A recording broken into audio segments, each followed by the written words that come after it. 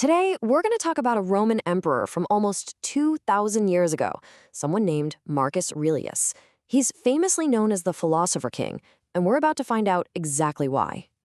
But first, just imagine this for a second. What if the most powerful person on the entire planet, someone who could literally do whatever they wanted, didn't actually want the job? Well, that was pretty much the life story of Marcus Aurelius. So to really get who this guy was, we have to go right back to the beginning. We're going to look at his youth, way before he was ever emperor, and see what ideas turned him into such a different kind of leader. Okay, so Marcus was born into this super rich and important Roman family, but he wasn't your typical spoiled prince. Right from the start, people knew him for being incredibly serious and a really hard worker. I mean, his education was intense. He studied rhetoric, that's the art of giving a great speech. He learned all about Roman law, and he mastered Greek, which was kind of like the language of science and philosophy back then. And he didn't just train his mind, he kept his body strong with stuff like wrestling and hunting. But here's the wild part. Even with all that luxury around him, he chose to live simply. Sometimes he even slept on a hard floor, just so he wouldn't get soft or spoiled. But the most important lesson he ever learned didn't come from a law book or a wrestling match. When he was a teenager, he stumbled upon an idea that basically became his personal operating system for the rest of his life. And that big idea was called Stoicism.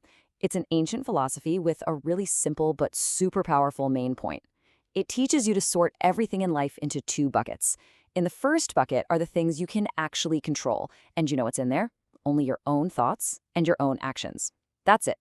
Everything else, what other people think, if it rains, if you get sick, all of that goes into the second bucket, the stuff you can't control. And Stoicism says that getting angry or upset about anything in that second bucket is just a total waste of your energy. Marcus actually wrote this idea down for himself as a reminder. It went like this: you have power over your mind, not outside events. Realize this and you will find strength. Seriously, that one thought became his secret weapon for pretty much every single challenge he would ever face. And believe me, he was going to need it, because his whole life of training and philosophy was about to be put to the ultimate test. It was time for him to become the ruler of the entire Roman Empire, and things were about to get messy. So in the year 1601 AD, it happens. Marcus is officially the emperor, and his very first move as the most powerful man in the world tells you everything you need to know about him. Instead of grabbing all that power for himself, he insisted that his adopted brother, Lucius Verus, rule right alongside him as a co-emperor. This had never happened before. It was the first time in all of Roman history that two men shared the top job equally. And it's a good thing he had help, because his time as emperor was anything but peaceful. His entire reign was basically one giant crisis after another. He was dealing with two huge problems at the same time. First, there were constant, brutal wars against invading tribes on the northern edges of the empire. And second, a horrifying pandemic, which we now call the Antonine Plague, was ripping through the world. Let's just talk about that plague for a second. We think it killed over 5 million people. It was an absolutely terrifying crisis. Now, a lot of rich people would have just fled the cities to save themselves, but not Marcus. He stayed right there in Rome to lead his people through it. He even sold off his own personal treasures, all the fancy imperial stuff, just to raise money to help the sick and keep the government from collapsing. So how on earth did one guy handle all of that pressure? You've got nonstop war, a deadly plague, and the weight of an entire empire on your shoulders. Well, the answer isn't just in what he did as an emperor, but in what was going on in his inner world.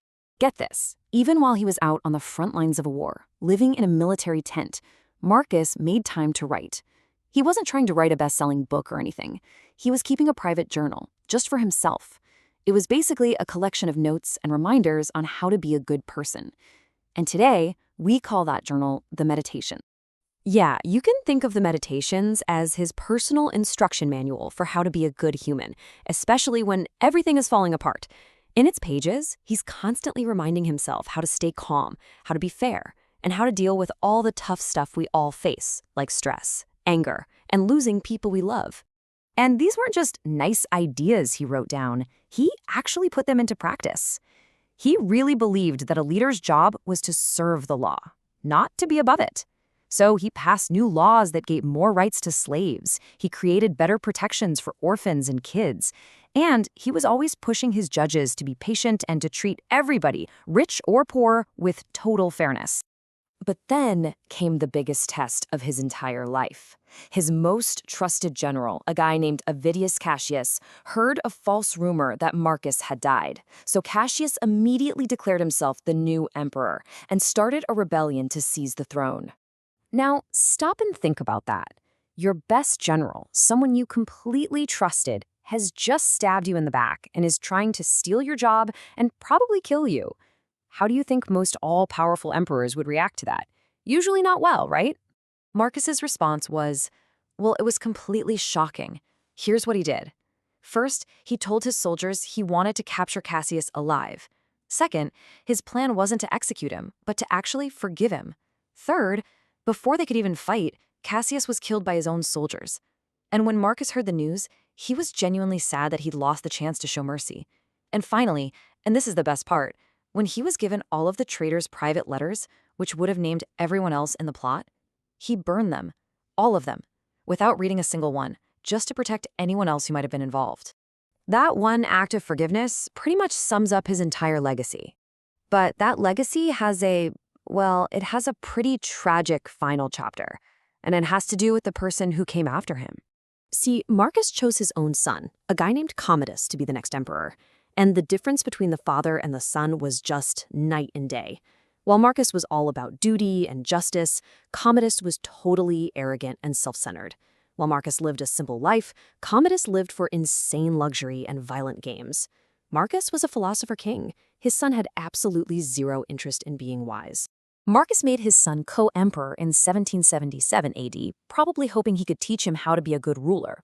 But just 3 years later, Marcus died on a military campaign. He was only 58, and historians often say that his death marked the end of the Pax Romana. That's a 200-year-long golden age of peace in Rome. Under his son, the empire really started to go downhill. But even though the empire faded, his ideas didn't. That private journal of his, the Meditations, is still read by people all over the world today. And there's a line from that journal that just perfectly captures his whole philosophy. The best revenge is to be unlike him who performed the injury.